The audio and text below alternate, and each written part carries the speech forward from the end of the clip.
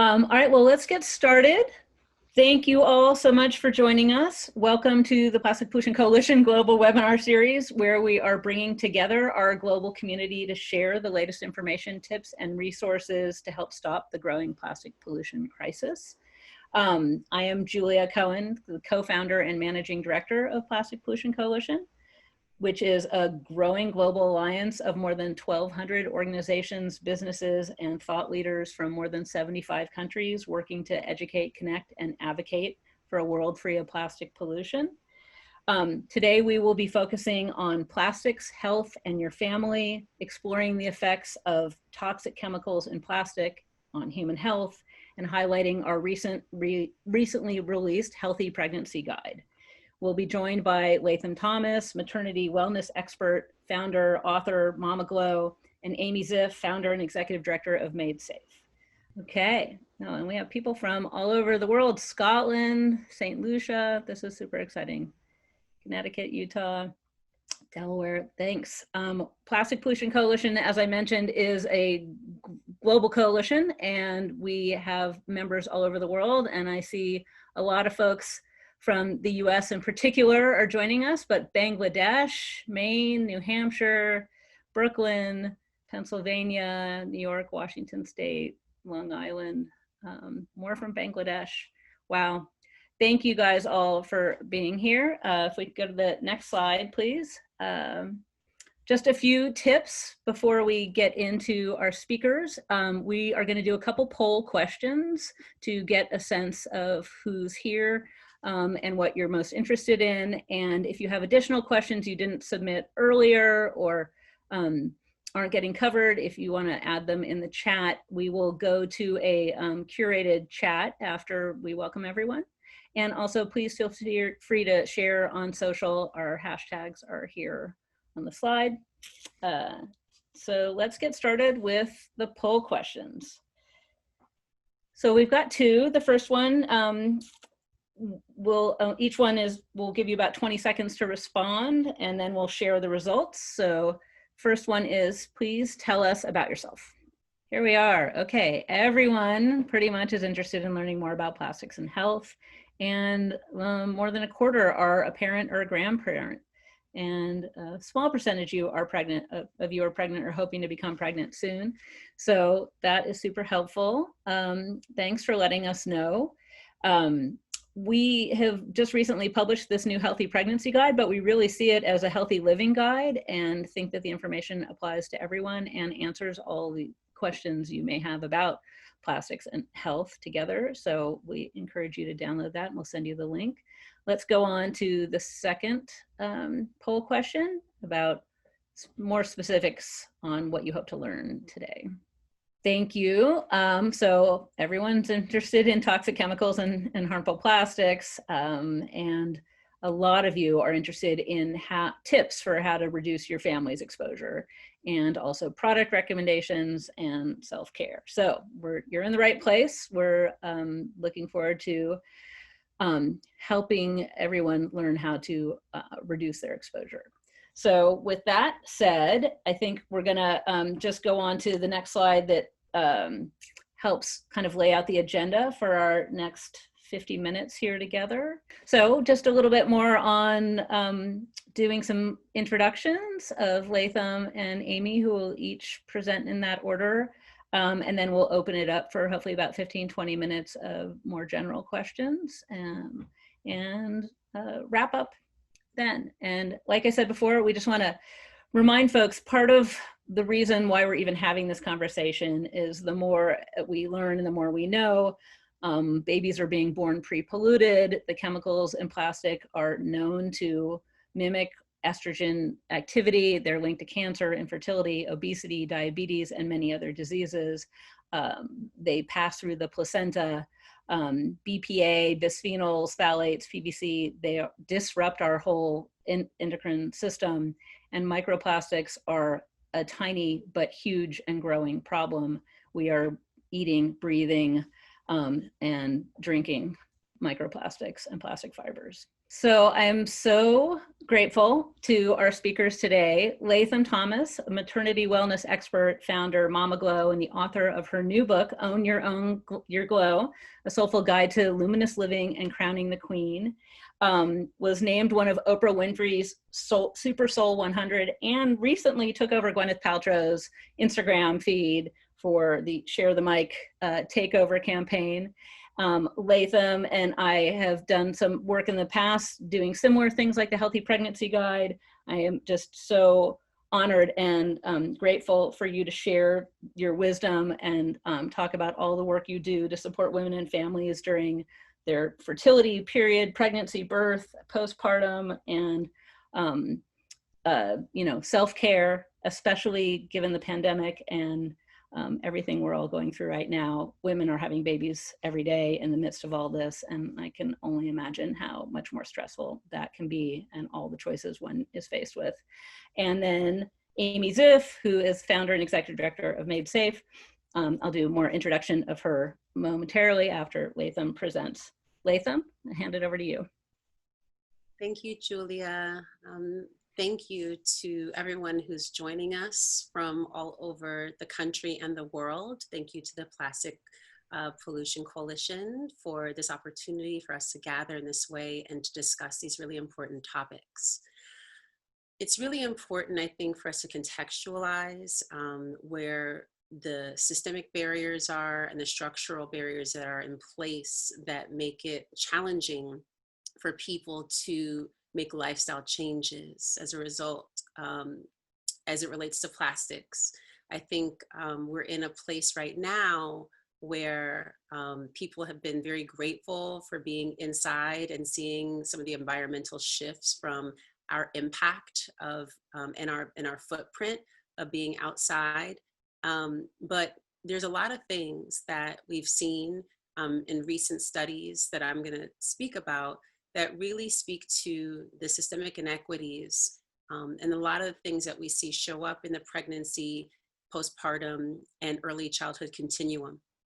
And so I want to speak to not only the preservation of the environment, but also the preservation of life itself, and how we need to address some of the systems that are working on forces even before we're born. And what are those forces that are working on us that make it really challenging for us to navigate these systems, but also challenging to change our habits.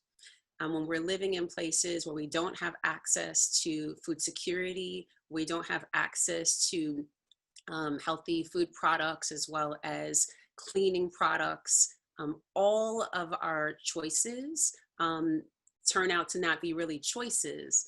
And so what we want to do is really understand where we as stakeholders can make a difference, where we can, instead of saying, what can other people do, what can we do? And instead of looking at systems to change, how can we also understand the greater impact that it'll take for us one by one, hand in hand together to make a change, especially in spaces and with people who are really close to us, our neighbors, our friends, those of us who are in relationship with folks. Some of the questions that I saw were a lot about asking people, how can we have these discussions that are really hard to have? Well, I think it's really important to understand where some people might be coming from to begin with, and then we can have a healthy framework for conversation and what it looks like to make lifestyle choices that are better for us and for the environment. And so Julia mentioned that my background is in maternal health. I run a global women's health organization called Mama Glow. We have hubs in New York City, LA, Miami, and Paris. And our work is really focused on birth equity and reducing the barriers of access to maternal care in the United States. We live in one of the most dangerous countries in the world to give birth. In the United States, Black women and Native American women are 4 to 5 times more likely than white women to die during childbirth or due to childbirth-related causes. And so this has become a place where our work has been critical on the front lines to help bridge the policy gaps that we see, as well as systemic gaps and inequities that are facing Black and brown people in this country. And a lot of the work that we're doing really ties into the conversation that we're having today, because it's not just inside of hospitals that we see these issues, but it's in every institution that we have. And so I want to really speak to how the environmental hazards that we're exposed to touch every aspect of our pregnancy experience and can impact not only pregnancy and child health, but how we should look at this as a larger public health imperative. Black Americans are disproportionately affected by environmental hazards. Yet in modern history, our laws such as the Clean Air Act and Clean Water Act were written with no attention to the unequal vulnerability of poor and minority groups. Chronic stress and the lived experience of racism compounded by generational trauma creates physical and mental health vulnerabilities that endanger Black life, and exposure to environmental toxins creates a petri dish for comorbidities. And when I talk about comorbidities, I'm talking about some of the health risks that show up in certain populations that impact what the pregnancy outcomes can look like. So in the Black community, for instance, we may see a higher incidence of asthma, of diabetes, of hypertension. We might see blood and placental disorders that also then affect development of the fetus and whether or not that pregnancy goes to term, whether or not that baby's born preterm, and whether or not that baby survives the first year of life. So place-based inequities, and when I talk about place-based, I mean where you're located, where you live in this country, and how you're affected by systems based on where you live. So place-based inequities are directly correlated with systemic racism. The EPA's own analysis under Trump's administration demonstrates a significant racial disparity of exposures of fine particulate matter, airborne pollutants that are known carcinogens, have been shown to cause chronic disease, disability, and death across lifespan.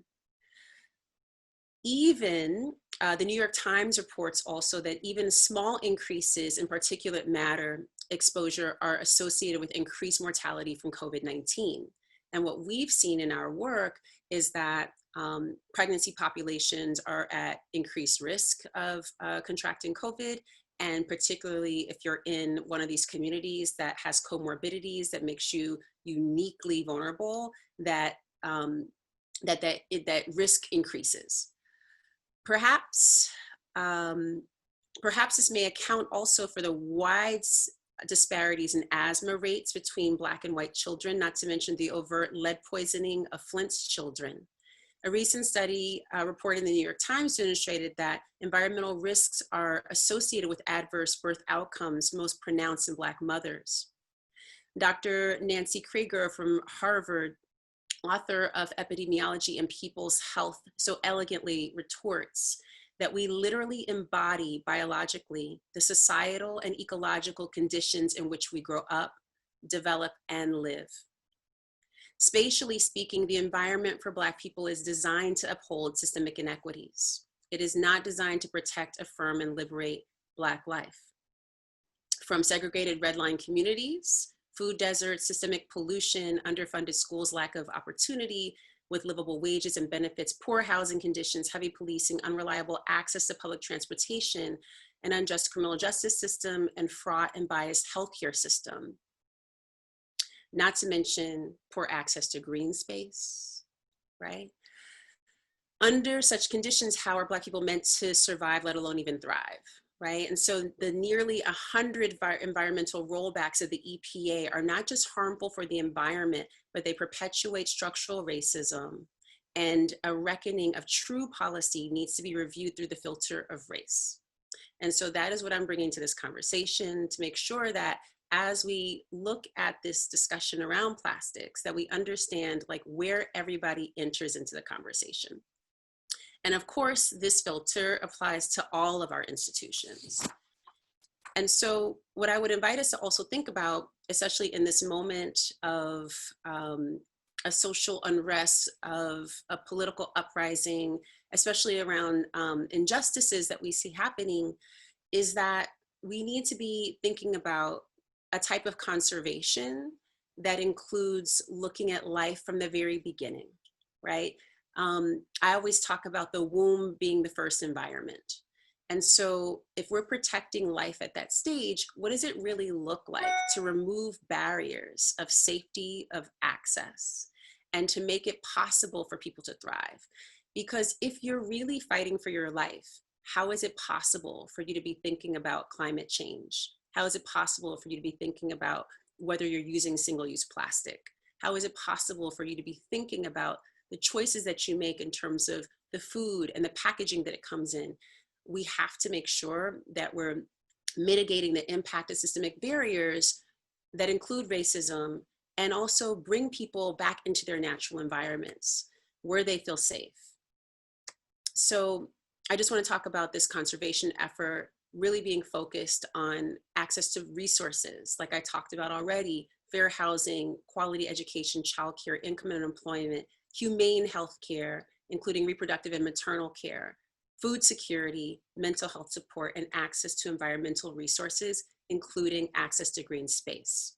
What I've learned in over 20 years of being in a field of wellness, but also in the beginning of my career as an environmental science instructor, writing curriculum for the Brooklyn Center for the Urban Environment and the Audubon Center, is that the only way that people really become stakeholders and get on board with an issue is when they feel a visceral connection.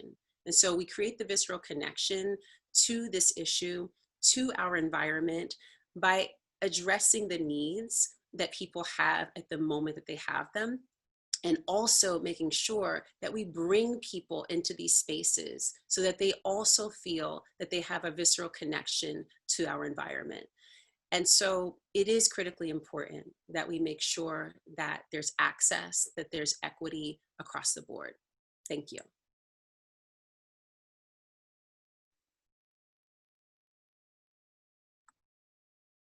So I can unmute myself. Hi, thank you, Latham. It's such a pleasure to have you here. And I didn't know about your background in curriculum development as well. It makes lots of sense. One just quick question for you specifically. What would you say would be your #1 tip right now for everyone for self-care, especially for pregnant women, given these crazy times of pandemic and social justice and unrest? Now you're muted. Yeah. Who can unmute Latham? Thank you for that. Thanks for unmuting me. Yeah, thank you for the question. I think right now this is a really challenging time, and for people to understand that, like I said, the womb is the first environment, right? And when we're thinking about toxins that enter the body, there are also toxins that we create through stress, right? So chronic stress, acute stress to episodic stress, but then chronic stress creates also like I talked about earlier, a petri dish, right? For disease, for discomfort, for illness to sort of take hold in the body. And we also see an exacerbation of some of the underlying illnesses people may have that may come to the surface as a result of some of the stressors that they have right now. I mean, people have been furloughed, people have been inside, quarantined in their minds, for like 4 months. Like, there's a lot going on for people. So I think one of my favorite tips, I should say, right now is really, I would give like maybe 2 or 3, but one will be finding a licensed mental health provider. I love that right now you can access people through apps, through Zoom, like we are here right now. You can be with people on a sliding scale depending on what you can afford. My second suggestion would be to have like a really amazing group chat of people who are accountability partners who can support you through this time. And this also goes for lifestyle change, right? So when I'm thinking about, should I buy this packaged like this? Should I, like, what's your favorite water bottle? Like all these things that people can do that are small steps, including like the products that they're using, have that be like a space where you can be accountable, but also get access to better resources through your network. And then I would say, for a third thing, a lot of moms that I know right now are listening to like using like the meditation apps. And one of my favorite ones that I would say everybody should have on here is called A Soft Murmur. and you can go to asoftmurmur.com, but it's just like, you know, drone sounds, audio. It's very relaxing. It's really great for helping you go to sleep, especially in times like this where people have not slept well. So those are a couple of things that I would suggest. Thank you. As someone who got woken up at 3:30 in the morning by my daughter, I can really relate. So, yes. Well, let me now turn to Amy Ziff, the founder and executive director of Non-Toxic Certified and the Made Safe certification. Amy is a super mom of 3 and a former journalist, tech entrepreneur, and eco-health advocate.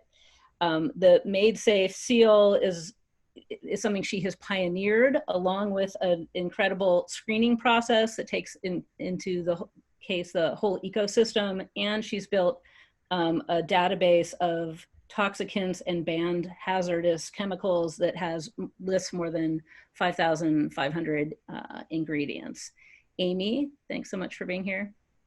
Thank you for having me.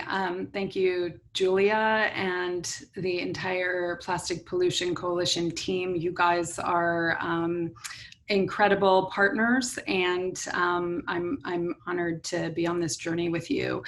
So thank you for having me. Thank you, Latham, for being with us today and for so elegantly, eloquently, I guess, really laying out some of the issues before us today and before, you know, moms.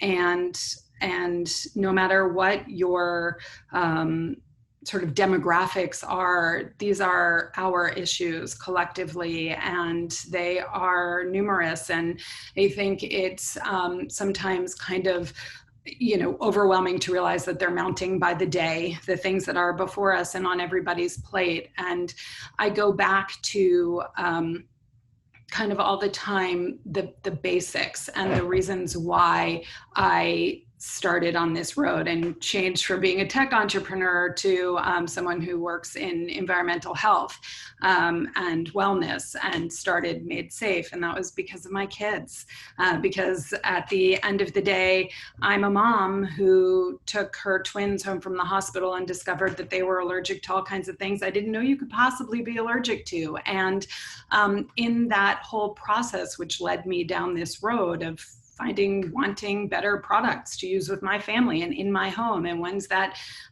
weren't loaded with toxic chemicals that I couldn't tell because who knows how to read a label.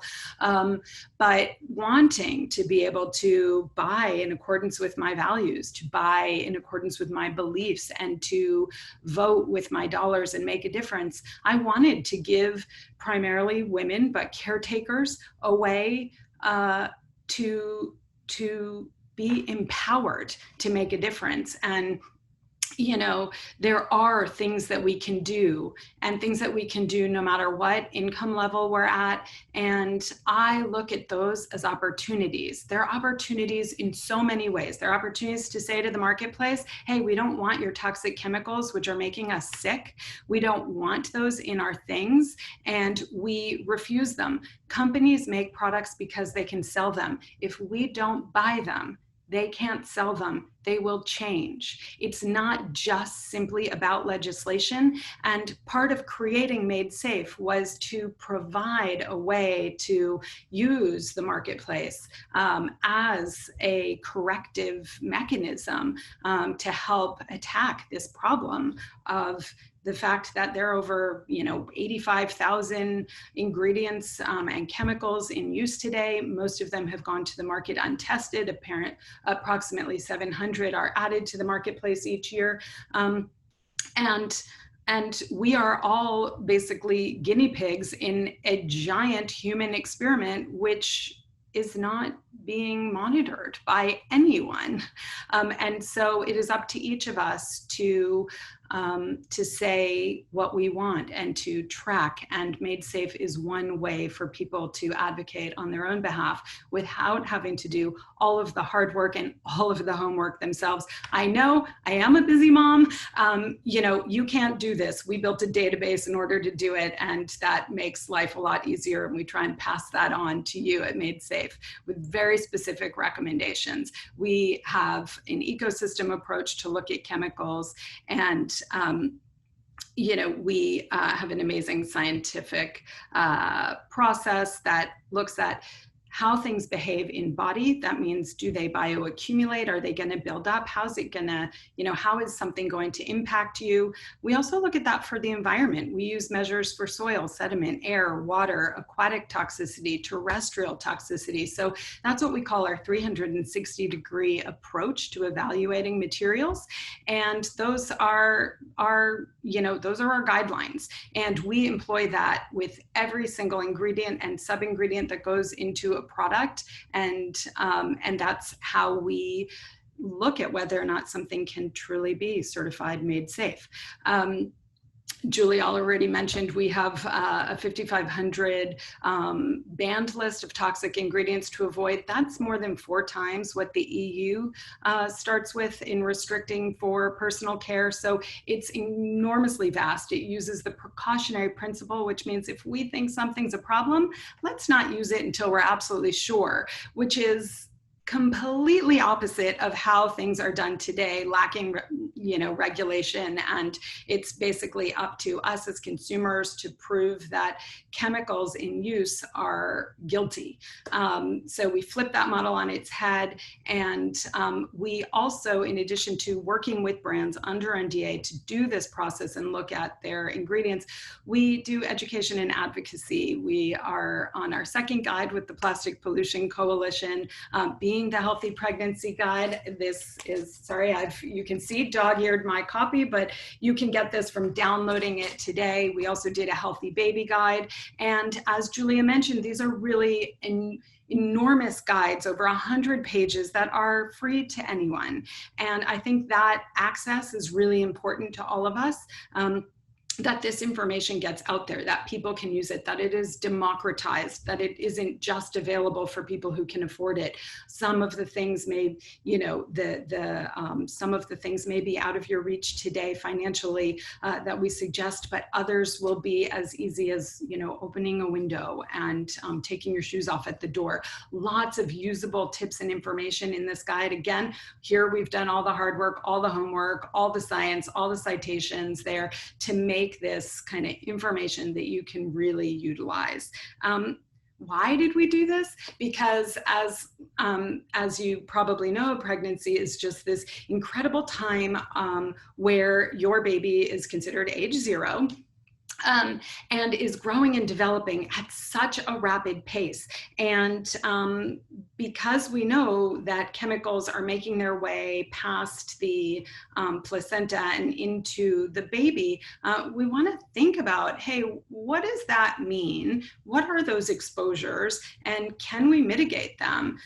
Because we know that small changes matter, and that a multitude of studies show that avoiding certain toxic chemicals is the best way not to have an exposure. And if we can help you avoid those, we want to. So we're going to give you lots of ideas in this guide on, you know, how to do that, to make meaningful contributions to your own pregnancy, but moreover, your own health, your family's health, the health of your loved ones. And ultimately that will help to impact for a healthier planet. So there's this incredible ripple of the pond effect. You know, Latham talked about people connect and do things that they have a visceral reaction to. We tend to find that moms have a visceral reaction to protecting their young. This is in every species, and, you know, pretty much, and it's something that we're wired to do. So we're just trying to help educate people on the ubiquity of these exposures and ways they can try and start to get rid of some of them. And you can start today. That's what I'm super excited to share with you. We can, you know, make a difference and avoid, you know, neurotoxins and endocrine active ingredients and issues that can impact behavioral and developmental outcomes. And I think the reason, you know, this is important, it is a guide that I frankly wished I had when I was pregnant. You know, my story and connection to this is quite personal beyond just my twins. My first baby I lost at 6 months in my pregnancy, and nobody could answer precisely why. Was it because I was exposed to chemicals? We were renovating an apartment. Was there, you know, a lead exposure from the windows? Was there from the paint? Was there other issues from the flooring? What was it? And I'll never know that. But what I know is I wish I had had this information all the way back to just open my mind and think about some of these exposures. There's an expression that toxicologists use that says that it's the dose that makes a poison, meaning our bodies can, you know, withstand a certain amount of a poison. And so the way they figure out what they can put into products is this concept of a low dose halved by 50%. It's an LD50 oftentimes referred to. So figure out what the toxic is, you know, low divided by half, and then figure you're in the clear. But the problem with that scenario is if something is toxic, do we want exposures? What if we're using multiple products that contain multiple exposures? How do those add up? What's the synergistic effect of that chemical with multiple others? You know, frankly, we don't know because the studies haven't been done, but we have to ask those questions. And then also, what happens as we go through time with these exposures? And these are things that we have to start asking ourselves. They're hard questions, but thinking about how we can reduce those exposures. And plastics is the perfect place to start because small reductions will yield big rewards. There are classes of chemicals that are used in plastic that we know impact in an outsized way. So I was talking about those low doses and how they get to figuring out how something impacts you. And with endocrine disrupting chemicals, which is the classification for what many plasticizing chemicals are, it's the opposite. They are even more impactful in system in small doses. And so you can't look at it and try and titrate. We really have to look at reduction, and ultimately we have to get off this plastic treadmill that we're on and get these poisons out of our environment and get them out of our seas and get them out of our bodies where they are landing. There's phthalates, there's bisphenols, there's flame retardants, there's a whole host of them. We'll let you read about that on the slide and then go deeper in the guide if you'd like to learn a bit more about them, or I can answer more questions about those specifically, some about where they're found. But the point is, and I really do mean this to be a hopeful and a bright spot, is you can actually impact your exposure to those chemicals by just making some small tweaks in your life. So it's a perfect segue to what would be kind of the top tips you would recommend. And thank you so much for all of that incredible information. I know you have so much to share, Amy, so Sure. Sorry to cut you off, but and I know there's tips here from the guide and there's some slides with some highlights of that, but like number one, or I think, one, and it's an easy one, and we started in the guide with this, but refuse single-use plastic. That's a no-brainer. It is an easy point of entry, and there are things like straws that you can refuse, or, the one-time plastic bag, and to-go containers, and carrying your own. There are lots of things that you can do to refuse single-use plastic. You should never buy a, plastic water bottle again. You can carry your own. It is habit changing, and actually you can save a lot of money for that. So I'd say that would be one. And the second thing that I would encourage people to do would be to use this filter and just ask yourself, would my great-grandmother have used this? Because that is a great way of thinking about how something was derived, you know, and is it from a natural source or is it highly chemically intensive? Was it processed using petroleum products and byproducts, or is it, you know, kind of more of this earth? And that can be just a good guiding force to do that. And the last would just be, you know, download our guide and dive in where you feel ready. Thank you. Thank you so much. Thank you both. So we wanted to open it up for discussion and take some time now to address some of the, I think we have over 10 pages of questions that were submitted ahead of time. We've been getting more now. We tried to group them by category. And so, you know, a couple just to start off with, and maybe some train of direction to lead us through.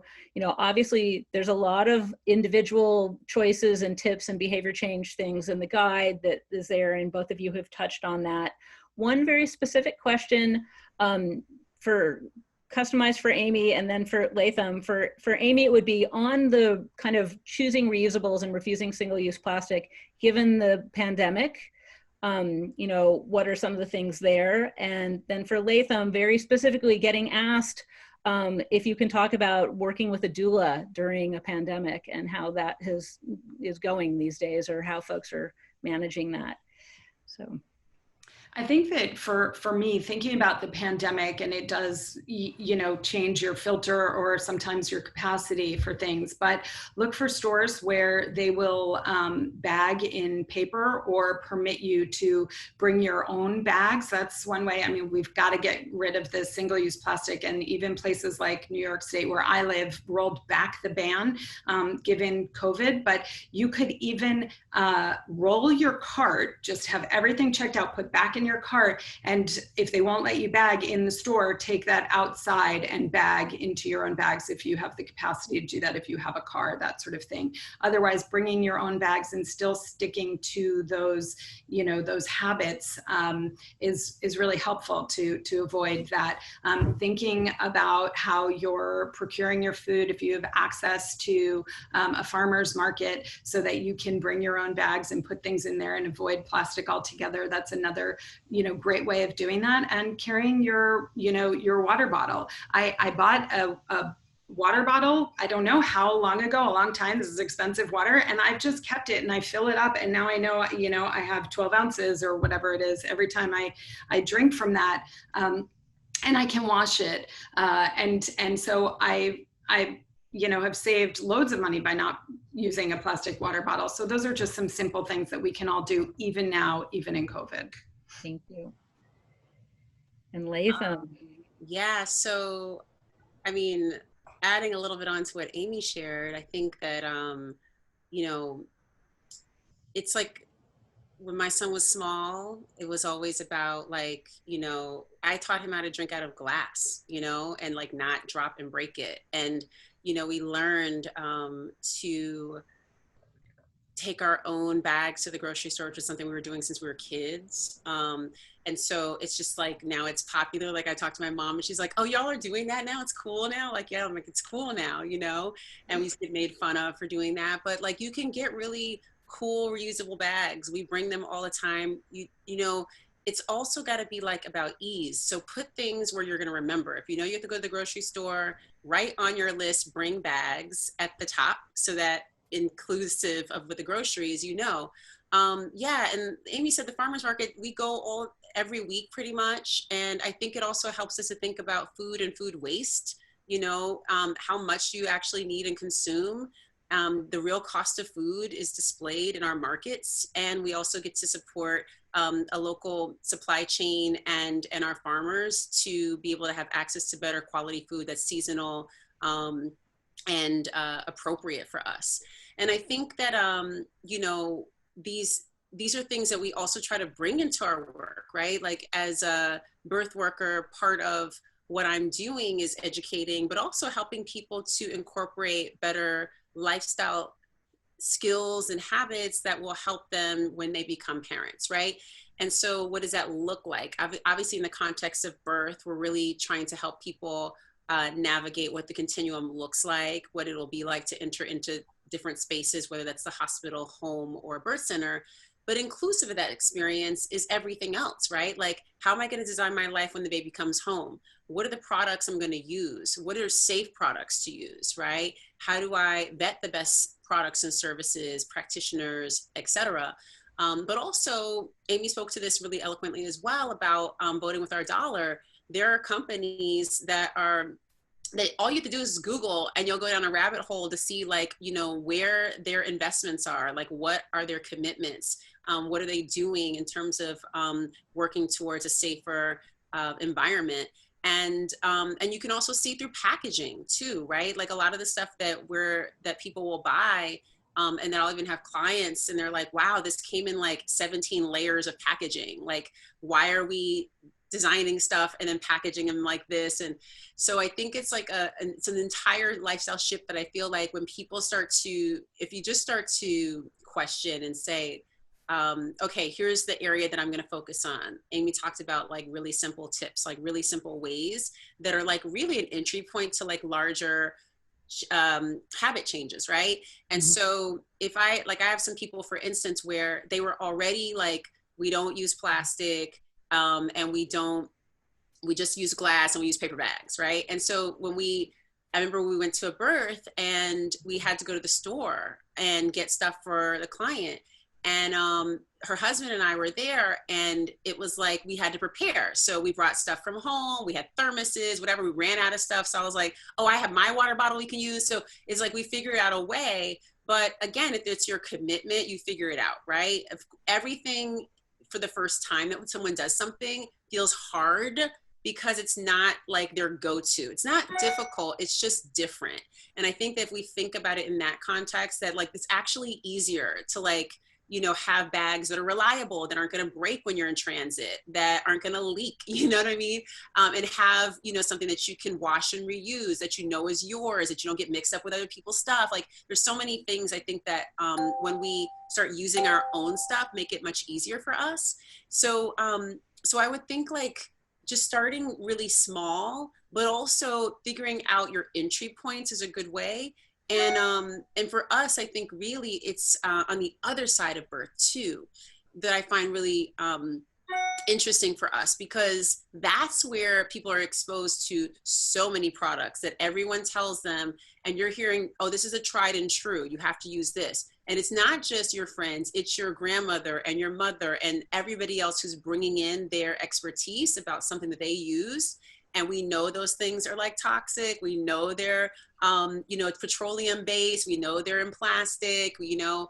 And so we are having to kind of sometimes, I feel like, combat, right? Like with people who love us, that are giving us advice. And so where we come in sometimes is helping people to make a decision that's aligned with their well-being and the well-being of their baby, but also in like a non-punitive and non-scary way, educating them about like why we make this choice now versus later, right? Because like as has been said here already, is the more we can minimize exposure and the earlier the better, right? And so that shows up through skill sets and showing people how to design their life when the baby comes. How am I going to organize, you know, my home? What am I going to use for storage? What am I going to use for bottles? What am I going to use for everything? What am I going to use for the baby to eat off of? Like all these things we can consider and have to be considered really.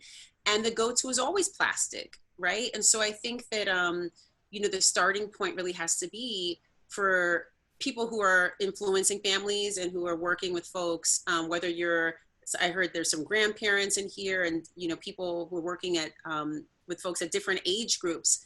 This is a powerful opportunity for you to share and say, hey, I researched online these companies, these are their values, and this is what they make that's age appropriate for your child at this stage. You may want to check this out, right? And, you know, you can also purchase for them, you know, so like that helps them get along the way. Sometimes people won't make the choices because it's very overwhelming to navigate this time. So if you are someone who's here as a stakeholder, then do some of that work for people, like help themselves by making it a little easier, put a list together. Maybe it's like a little Amazon shopping list or whatever it is, where, you know, you can put the links for them, tell them what the products are, and just have them shipped or bring them even. We have a really amazing store that's close to us. That's like it's all, it's plastic free. Yeah.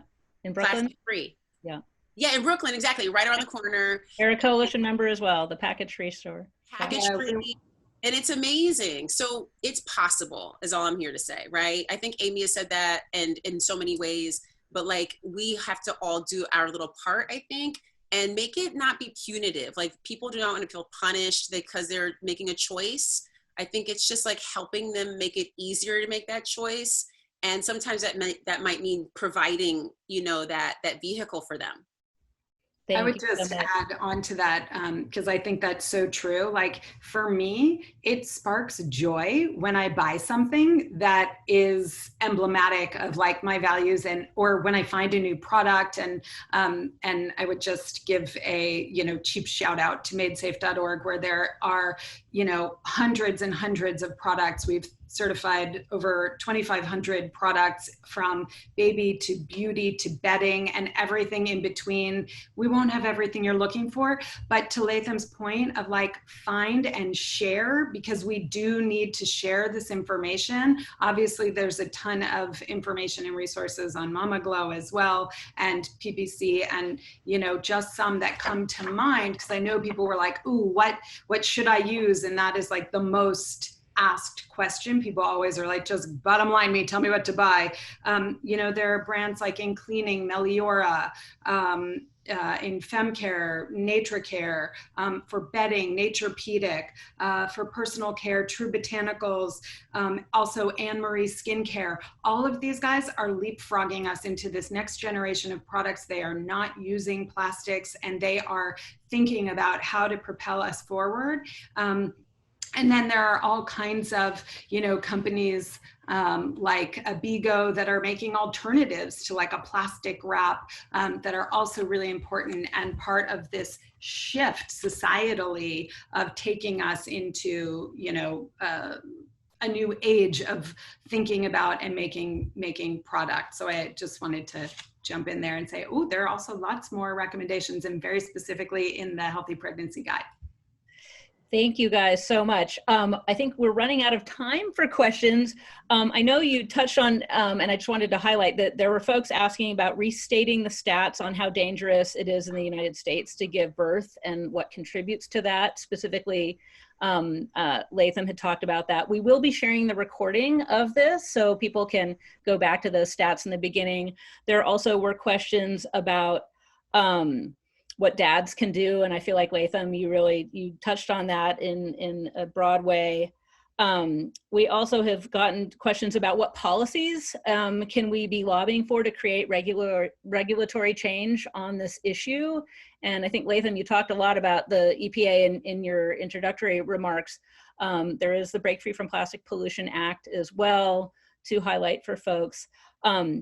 There obviously were a lot more questions, and we can put a lot of this on our website and continue the conversation virtually there. But I wanted to just give you each a moment to kind of make a closing kind of statement before we have to wrap things up. So Latham, maybe you want to go first? If we unmute you. Thank you.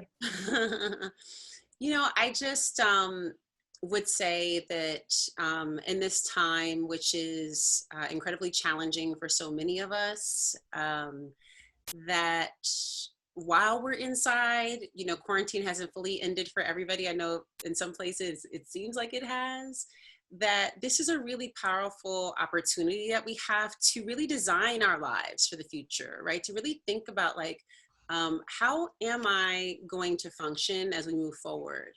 I think we can all agree that the way that things were ahead of this moment were also dysfunctional, right?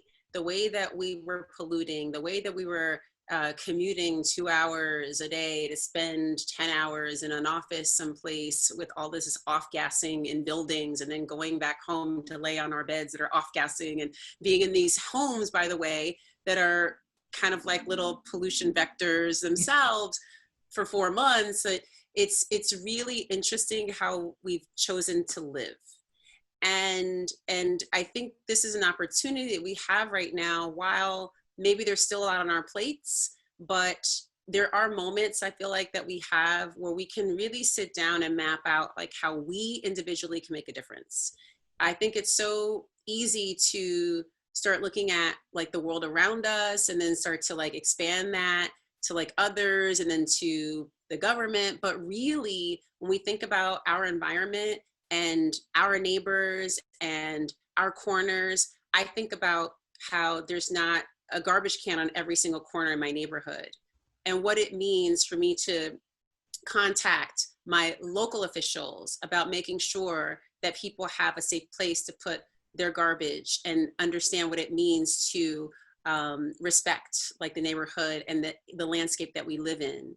I think about what it means for us to contact our policymakers, but also talk to each other about what plastic use looks like and how we can minimize, but also reward companies, reward manufacturers, and reward individuals who are using different types of packaging as a way forward, right? And as a way to preserve our natural environment.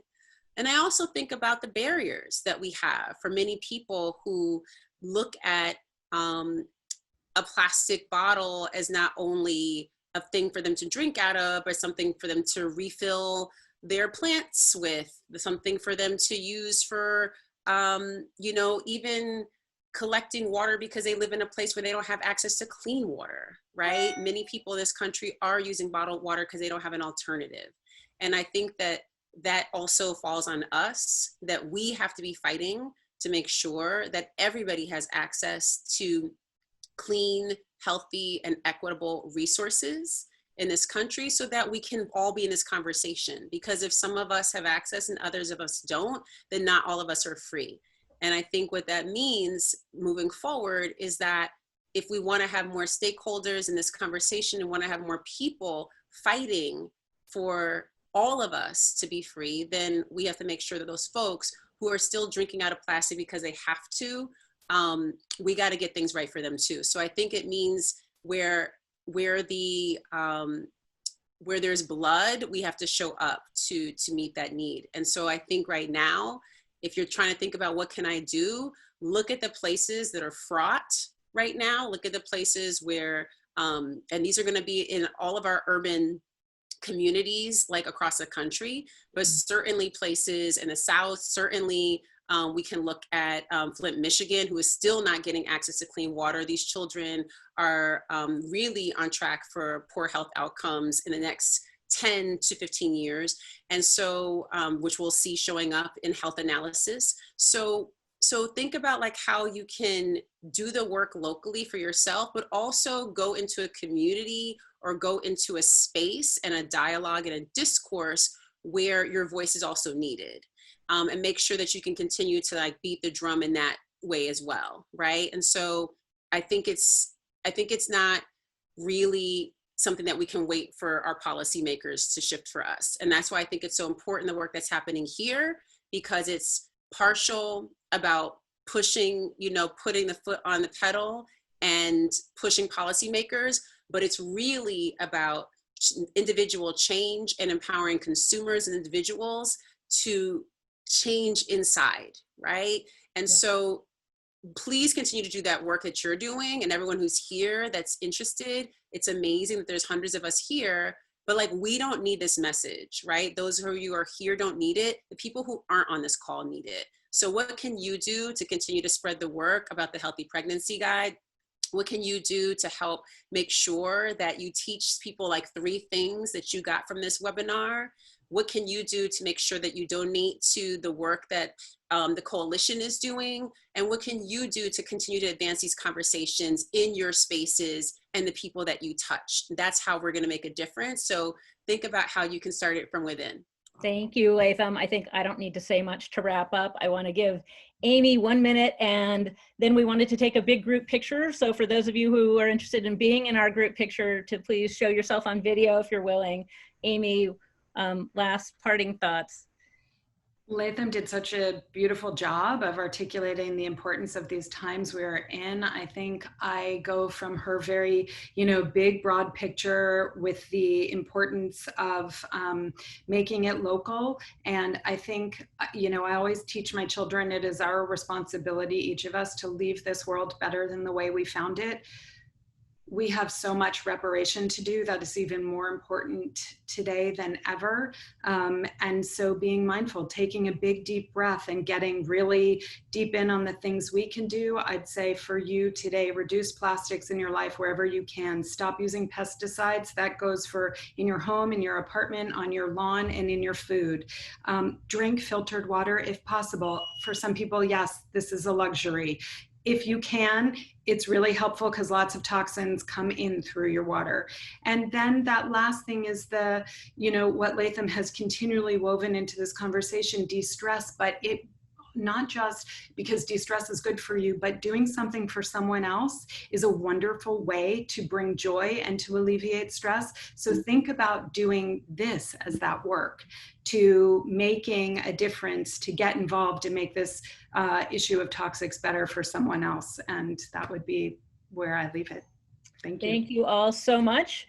We are so grateful to Latham and Amy for joining us today and sharing your incredible wisdom. We will be sharing this video and the slides in our follow-up email. We're going to take a quick picture of everyone right now. So if you can go on video, anyone who isn't on video and wants to be in picture, please join us. And we'll hold up your reusables if you have them. And smile, cheese. Here we go. Photo time. Click, click. Nice to be with you all. Thank you all for spending your time with us. Stay tuned for next month's, save the date, it's August 27th, and it'll be at 5 o'clock Eastern, and we're gonna be talking about the plastic pandemic and strategies and solutions in the time of COVID. So we have some folks from reusable companies and other coalition members. And we've got a slide with that info on there. We also have ways for you to get more involved with us, ways for you to stay connected with us, and we'll be sharing all that out in the email. We also will be sending you all a survey for your feedback so that we can make sure to do this as better and best and well as possible going forward, aiming to do these every month. And it is so great to see you all, and sending love and light and good health and plastic-free, toxic-free living for everyone. Thank you so much for joining us. See you next time.